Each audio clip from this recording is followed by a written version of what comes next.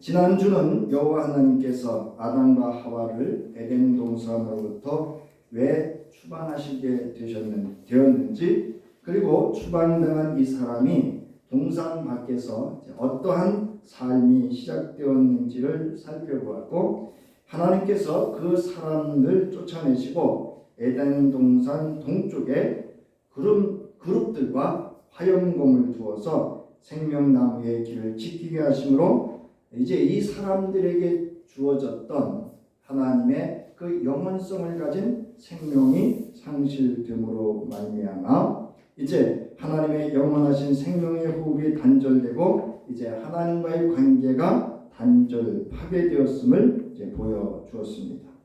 그러나 그럼에도 불구하고 하나님께서는 이 사람에게 동산으로부터 추방하기 전에 가죽옷을 지어 입히심으로 지속적인 하나님의 돌보심과 그리고 지속적인 소통과 교제를 가질 수 있는 새로운 관계를 맺는 은혜를 베푸셨음을 우리가 살펴보았고 알 수 있었습니다.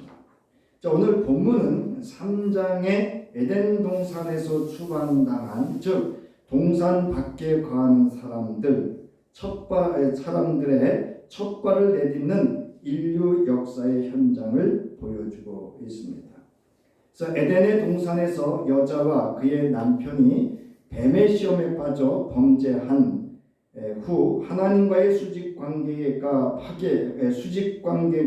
파괴되었고, 파괴됨과 함께 부부와의 관계에도 이제 위기를 초래하게 되었습니다. 그래서 3장 16절에 보면 개역개정은 너는 남편을 원하고 남편은 너를 다스릴 것이니라 이렇게 번역을 했습니다마는 새번역과 공동번역의 내용을 보면 여자는 남편을 지배하려고 해도 남편이 너를 다스릴 것이다. 공동번역은 마음대로 내가 남편을 주무르려고 해도 남편의 손아귀에 들 것이다. 이렇게 이제 번역을 해 놓았습니다.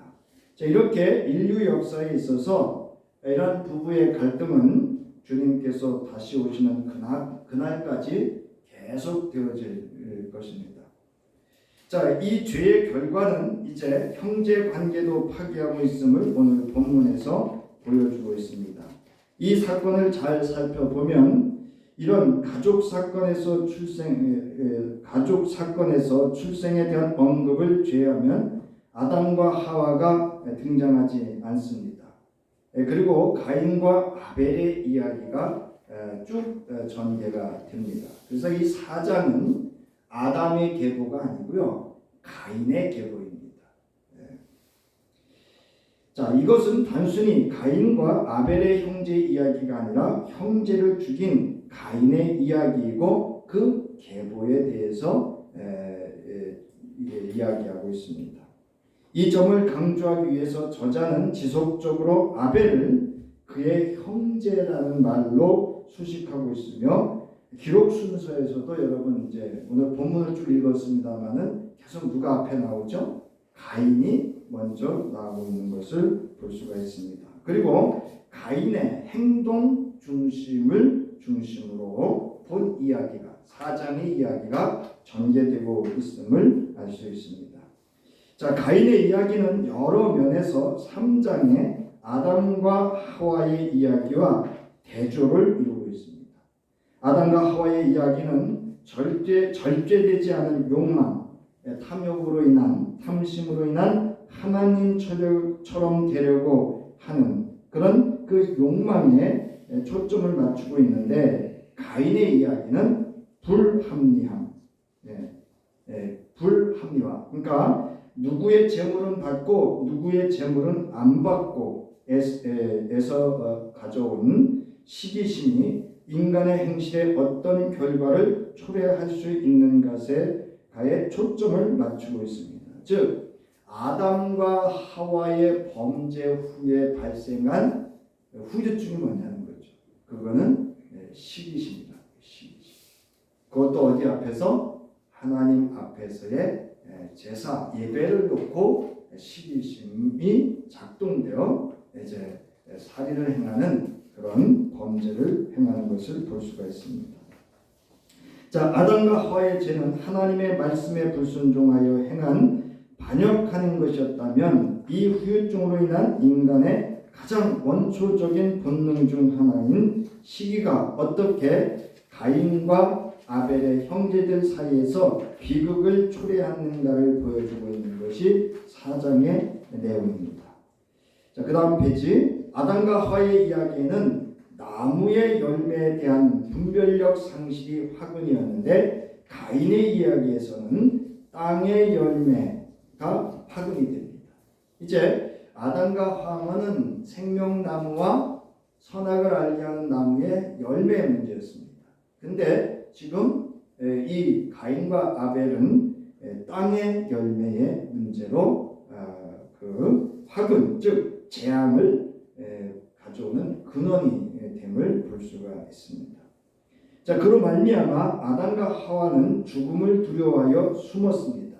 그들은 자기들 스스로가 무화과나무 잎으로 치마를 엮어 부끄러움을 가리고 숨었지만 가인의 이야기에서는 가인의 손에 의해서 그 형제가 죽음을 당하는 죽음이 현실로 드러나게 됩니다.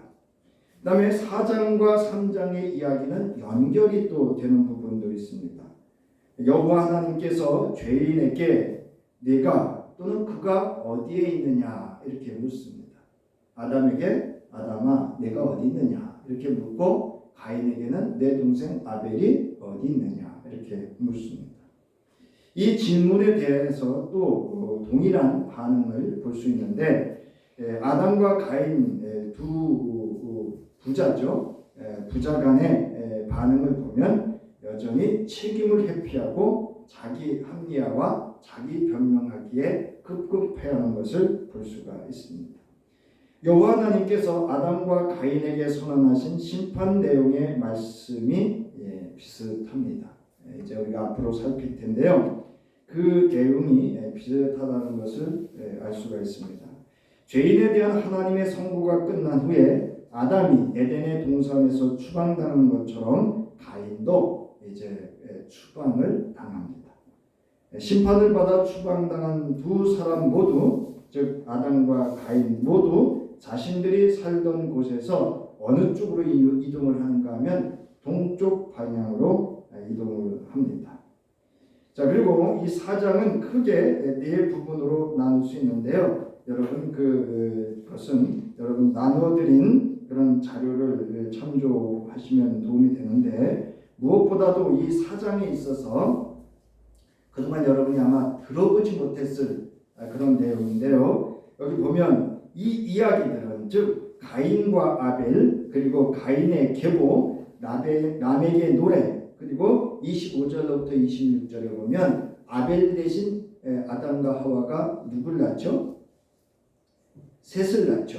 그래서 가인의 계보와 셋의 계보에 있어서 이 후반부에 셋과 에노스에 대한 계보가 나옵니다.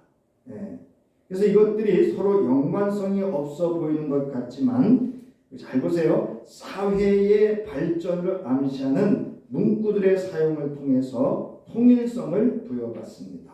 그래서 저자가 언급하는 인간 사회의 발전 면모가 이곳에 7가지로 드러나 있습니다. 그러니까 함축한 거예요. 인류 역사의 이 변천 과정을 이 4장 안에다가 저자가 계보 속에서 이렇게 함축해 놨는데 그 표현이 농업이라는 단어가 나오고요. 축산업이라는 단어가 나오고 도시화, 목축, 음악, 광물, 종교 이런 언어의 변천 과정을 통해서 문명 사회의 발전, 인간 문명 사회의 발전을 표현하고 있습니다. 처음 들어보시죠? 이걸 공부를 안 하면 가인의 계보가 그냥 계보, 족본가보다 이렇게 하는데 그 속에 인간 문명, 즉 하나님을 떠난 인간 문명의 발전이 어떻게 되어져 가고 있는가를 이제 알 수가 있습니다. 자, 그 외에 여기 완전과 완벽을 상징하는 숫자에 대해서는 우리가 이제 이후 말씀을 살피면서 우리가 살펴보도록 하겠습니다. 그 다음 페이지 보면 자, 오늘 본문에서 아마도 우리에게 무엇보다 궁금한 것이 있죠? 이 본문에 그 내용이 구체적으로 기록이 안 되어 있습니다. 왜? 가인의 제사는 받고 아벨의 제사는 안 받았느냐 하는 겁니다. 그러나 그 이후의 내용을 살펴보면 왜 하나님이 가인의 제사는 받으시고 가인의 제사는 안 받으시고 아벨의 제사는 받으셨는지를 우리가 알 수가 있습니다.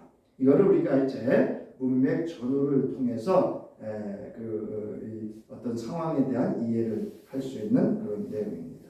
따라서 이것은 이후 내용의 전개를 통해서 왜 받으시고 받지 아니하셨는지를 독자들로 하여금 스스로 왜 안 받으셨을까? 누구는 알아요. 독자 자신은 알아요. 내 예물을 하나님이 받으실 것인지 안 받으실 것인지를 독자들은 가인의 모습 속에서 아벨의 모습 속에서 이제 직면하게 됨을 이렇게 저자의 암묵적인 암시면서 의도이기도 합니다. 따라서 오늘은 1절 말씀만 살펴볼 텐데요. 오늘 본문 말씀을 들으시면서 나의 제사는 하나님이 가인의 제사로 안 받으실 건지 아니면 아벨의 제사로 받으실 것인지, 왜 우리가 예수 그리스도 안에서 하나님 앞에 예배를 드려야 되는지를 우리 스스로가 이렇게 직면해 볼 수 있는 기회가 됐으면 좋겠습니다. 자, 오늘은 1절의 말씀만 살필 텐데요. 말씀이 주는 교훈을 깨닫고 우리 각각 신앙과 삶의 그 믿음과 믿음의 분량에 따라서 이렇게 여러분 적용해 보면 좋겠습니다. 자, 1절을 보면 아담이 자기 아내 하와와 동침하니 아내가 임신하여 가인을 낳았다. 하와가 말하였다. 주님의 도우심으로 내가 남자 아이를 얻었다. 이렇게 읽으면 그냥 남자가 여자 만나서 아이를 낳는 건 여러분 그냥 있는 사건이, 부부가 이제 우리가 말하는 결혼을 했고 가정을 이뤘고 그래서 자녀를 낳고 이제 하는 것들은 이건 아주 일상에 당연히 이루어지는 일들입니다. 그런데 이건 우리가 그냥 그렇게 보면 그런데 말씀 한 절 한 절을 살펴보면 이 안에 엄청난 비밀들이 또 숨겨져 있음을 알 수가 있습니다. 자, 1절을 보면 우리는 아담이 동침했다 이렇게 번역을 했는데요. 원래는 아담이 알았다 이 뜻입니다. 그래서 이 알았다라는 뜻이 야다라는 단어를 씁니다. 그래서 이 단어는 그 선악을 알게 하는 곁에 알게 할 때도 야다라는 단어를 쓰는데, 그래서 어떤 주석학자들은 언어 유희로 봅니다. 언어 유희로 또 보는데, 자, 그러면 이제 앞으로 살피면서 보고요. 자, 우리 그 개역개정에는 동침함에 그 뭐냐면 또 공동 번역에는 한 자리에 들었더니 이렇게 번역을 하고 있습니다. 이건 거의 우리식 부여의 표현이죠. 여러분, 동침한다는 얘기는 이거 사실 완곡법입니다. 무슨 얘기인지 아시죠? 성적 행위를 동침함에 같이 잠자리를 가졌다. 이렇게 잤다라는 표현으로 그 모든 것들을 이렇게 완곡적으로 표현을 합니다. 그래서 여러분 혹시 오늘 이 말씀을 듣다가 설교에서도 이런 표현을 쓰나, 그러나 이제는 그 정도를 받아들일 수 있는 그런 수용성도 있어야 됩니다. 자, 여기서 알았다는 히브리어 야다는 매우 넓은 의미를 갖고 있는 용어입니다. 아주 중요한 용어입니다. 우리 성경의 용어 중에 주로 그것은 감각들을 통해서 얻은 지식, 다른 사람들에게 전해줄 수 있는 경험, 그리고 실제적인 지식을 포함합니다. 이제 아셨죠? 이거는 그냥 머리로 아는 지식이 아니라 우리 손으로 만져보고 그래서 또 경험해보고 그래서 그런가를 누군가에게 말할 수 있는 그런 지식, 실제적인 지식을 의미합니다. 또한 이 단어는 두 인격체 사이에 매우 친밀하고 깊은 관계를 통해 서로를 깊이 알아가는 것을 묘사할 때 이 단어를 씁니다. 자, 이는 구약 성경에서 성관계를 지칭하는 흔한 관용구입니다. 이게 완곡법이라고 하는데요. 아담과 하와가 자녀를 얻기 위한 생식과 관련된, 여기 보면 아래쪽에 보면 생식이라는 단어에 대해서 나와 있습니다. 생식이라는 말은 뭐냐면요, 낳아서 불린다 또는 생물이 자기와 닮은 개체를 만들어 종족을 유지하는 또는 그러한 현상을 말합니다. 예, 이건 이제 생식이라고 합니다. 생식과 관련된 성행위를 포함합니다. 그리고 제가 이것도 완구법을 썼어요. 원래 주석학자들은 성관계 이렇게 표현했는데 제가 또 성관계 또 다른 표현을 썼는데 제가 그래도 이렇게 좀 썼습니다. 그래서 우리말 성경으로 번역할 때에는 동침하다라는 우리 이 표현, 우리의 완곡법을 사용해서 번역을 했습니다. 자, 그런데 성경에서 부정한 성관계에 대해서도 이 야다라는 단어를 씁니다. 예. 그런데 구약에서 상호 친밀함이 아니라 생식이나 욕망을 강조할 때에는 보통 들어갔다 또는 함께 눕다 나오죠. 여러분 그 노아홍수의 그 딸들이 뭐라고 했어요? 누웠다 이렇게 돼 있어요. 아버지에게 들어가서 누웠다 이렇게. 부정한 성관계를 나타날 때 쓰는 그런 성경의 저자가 선호하는 표현이기도 합니다. 자, 또한 가인과 아벨에 대한 이야기를 전개해 나감에 있어 저자가 알았다를 반복해서 사용하고 있는 것은 아마도 선악을 알게 하는 나무에 대한 암시로 아담의 범죄와 그 결과를 떠오르게 하는 기능을 하면서 특별히 두 사람이 먹어서는 안 되는 것을 먹음으로 생긴 결과에 대한 언어 유희로 이렇게 이 단어를 사용한 것으로도 이렇게 볼 수가 있습니다.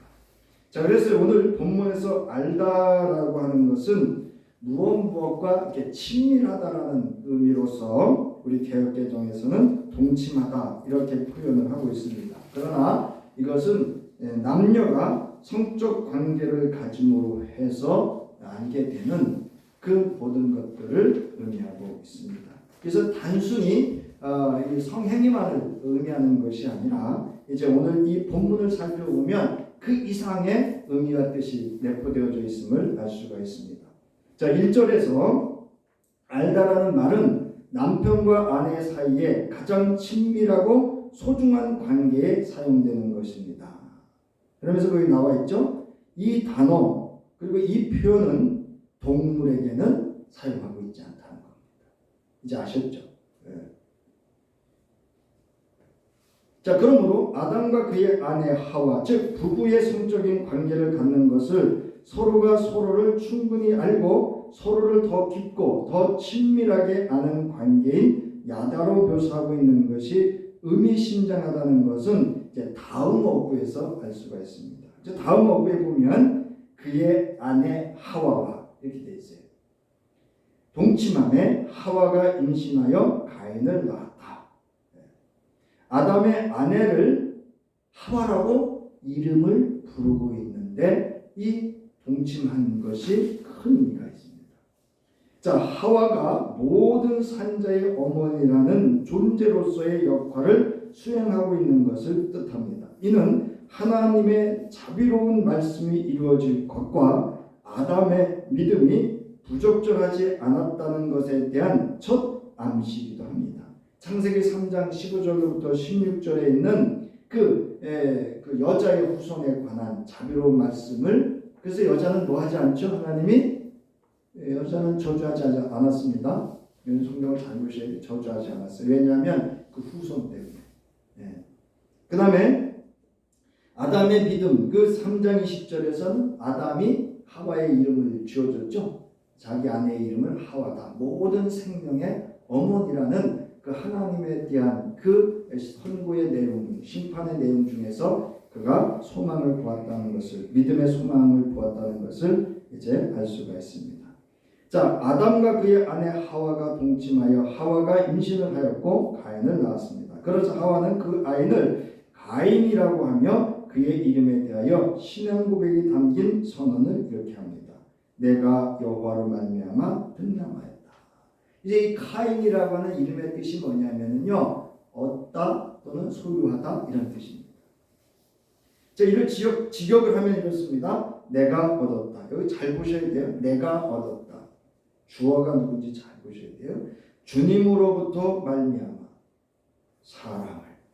여기 이슈라는 단어는요 남자아이를 말하는데 대부분 히브리어에서 남자아이는 그냥 맨 사람입니다.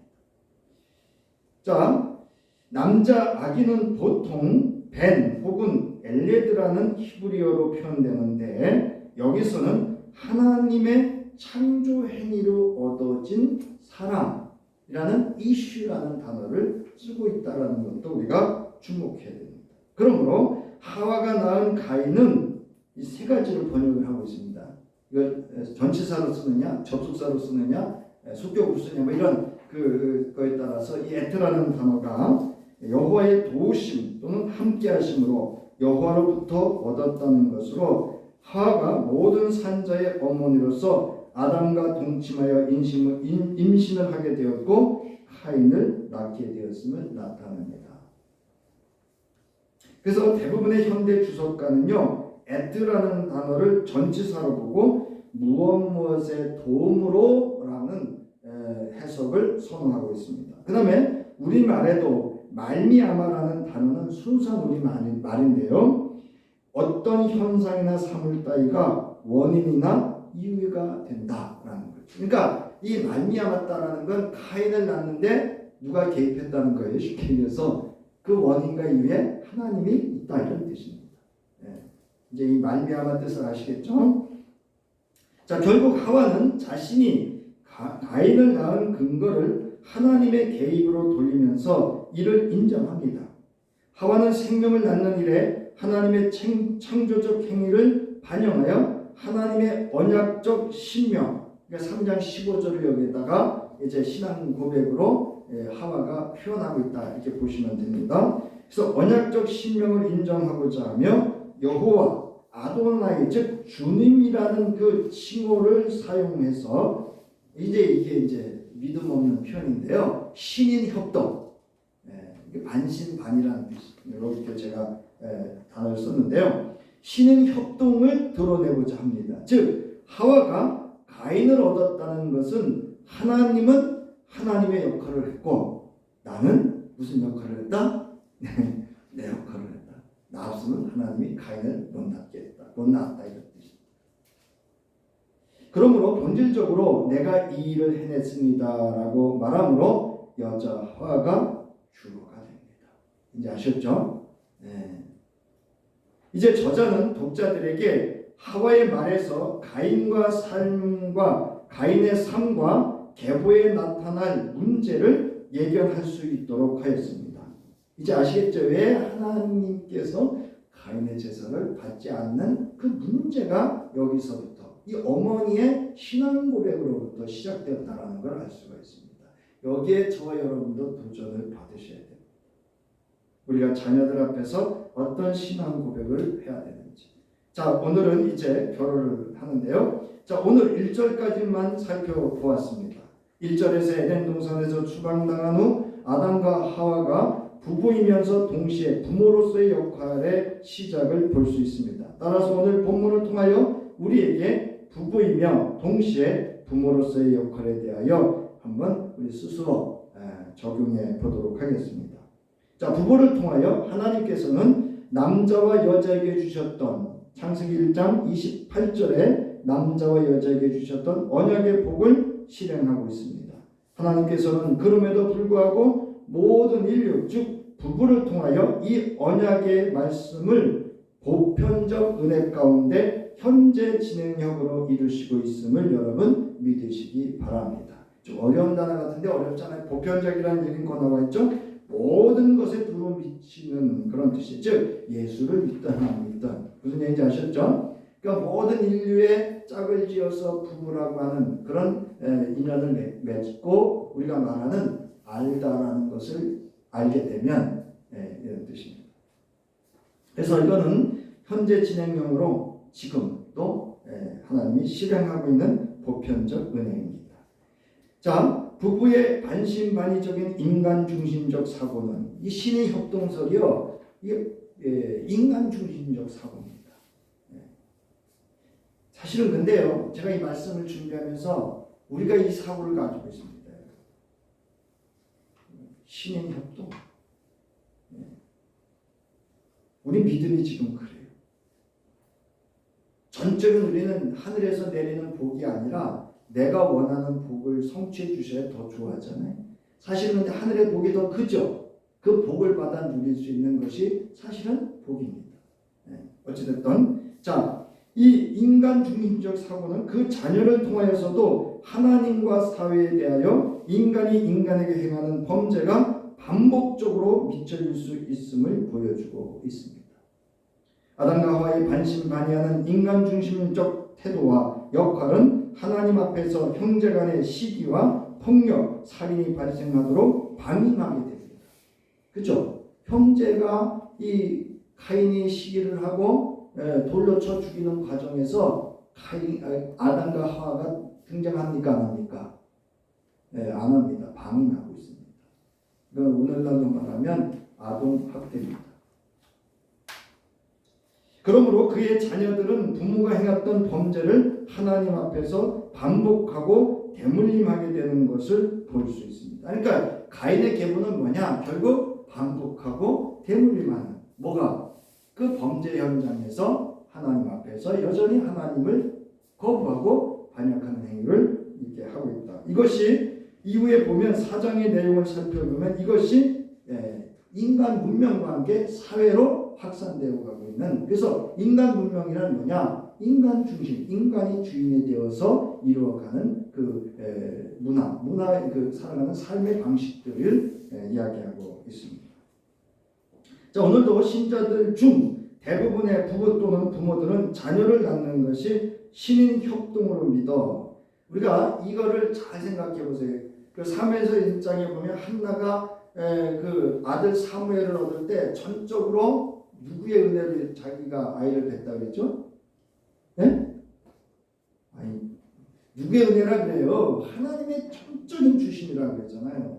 그게 지금 오는 하와와 다른 점입니다. 그리고 마태복음이나 이런 공간복음서에 나오는 세례자 요한의 어머니와 또는 그 예수의 어머니의 신앙 고백을 잘 보세요. 전적으로 뭐예요? 신의 협동선 아닙니다, 여러분. 근데 여러분, 우리가 그 동정녀 마리아에게서 하면 신의 협동이 됩니다. 그래서 사도신경에서 마리아에게로 여러분이 신앙 고백하셔야 돼요. 그건 마리아는 그냥 통로예요, 통로, 도구였을 뿐입니다.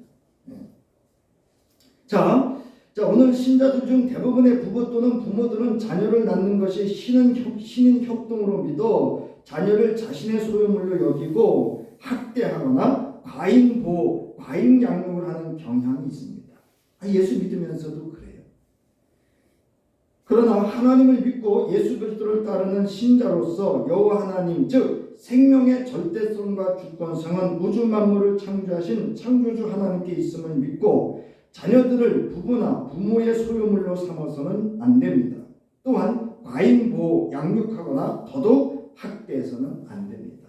여러분, 우리 자녀에게도 부모의 뜻이 이루어져야 됩니까? 하나님의 뜻이 이루어져야 됩니까? 네, 하나님의 계획이 이루어져야 됩니다. 자녀는 부모나 그 누구에게도 소유물이 될 수 없음을, 그래서 더더욱 범죄의 대상이나 어떤 학대의 대상이 되어서는 안 됨을 분명히 기억해야 됩니다. 이 얘기 무슨 얘기냐면요, 우리가 아동 인권이니 이런 일이 있을 때 여러분 그냥 끝내지 마시라는 거예요. 우리 기독인들은 어떻게 해야 돼요? 적극적으로 아동 인권을 위해서 우리가 참여하고 앞장서 나가야 됩니다. 지금 그 얘기를 말씀드리는 거예요. 자녀들은 부부의 사랑과 지원, 즉 돌봄과 사회의 보호를 받고 자라야 합니다. 따라서 오늘 본문은 이 시대에 있어 아동에 대한 방임, 폭언, 폭력 등 아동학대 등에 따른 아동인권과도 매우 중요하고 깊은 관계가 있습니다. 여러분 아시죠? 폭력을 경험한 아이들이 가족을 이루면 또 뭐하죠? 폭력을 행합니다. 그러므로 이 땅의 모든 아동은 하나님으로부터 부여받은 생명으로 존중받아야 하며 모든 아동은 부모와 사회 그리고 국가와 국제적 차원에서 돌봄과 보호받을 권리가 있습니다. 여러분 남의 아이라고 그냥 보지 마세요. 거기에도 뭐가 있어요? 하나님의 계획이 담긴 생명이 있음을 여러분 믿으시고 누구의 자녀이든 귀하게 여기시길 바랍니다. 세상 그 어디에도 완전하고 완벽한 부부이며 부모는 없습니다. 그러므로 오늘 신자인 우리도 여전히 아담과 하와와 같은 부부 또는 부모로서 존재하고 살아가고 있기에 예수 그리스도 안에서 말씀과 기도로 흔히 영적 훈련이라는 것을 받으며 각각의 신앙과 삶을 말씀 위에 굳게 세우고 자녀들은 예수 그리스도 안에서 하나님을 아버지로 고백하며 살아갈 수 있도록 양육하고 무엇보다도 신앙과 삶의 본이 되도록 하는 것에 경계하고 깨어 있어야 할 것입니다. 믿습니까? 오늘 이 아침 다음 바울이 말한 가르침에 대한 말씀을 함께 읽고 마치는데요. 먼저 이 말씀을 좀 설명을 드리면 노엽게 하다라는 겁니다. 노엽게 하다라고 하는 건 거기 제가 설명을 하고 있는데 당시 바울 시대의 이방 세계와 많은 유대인 가정에서 대부분의 아버지는 엄격하고 군림하는 권위를 가지고 있었습니다. 더더욱 그의 입술에서 하나님 신의 말씀이 선포되는 그런 어떻게 보면 오늘날로 말하면 영적 권위까지 가지고 있었기 때문에 아주 아버지의 그 권위는 상당했습니다. 그 시대에는 아내와 자녀의 요구와 안녕은 거의 고려하지 않았습니다. 즉 아내와 아이의 인권은 없었다고 보면 됩니다.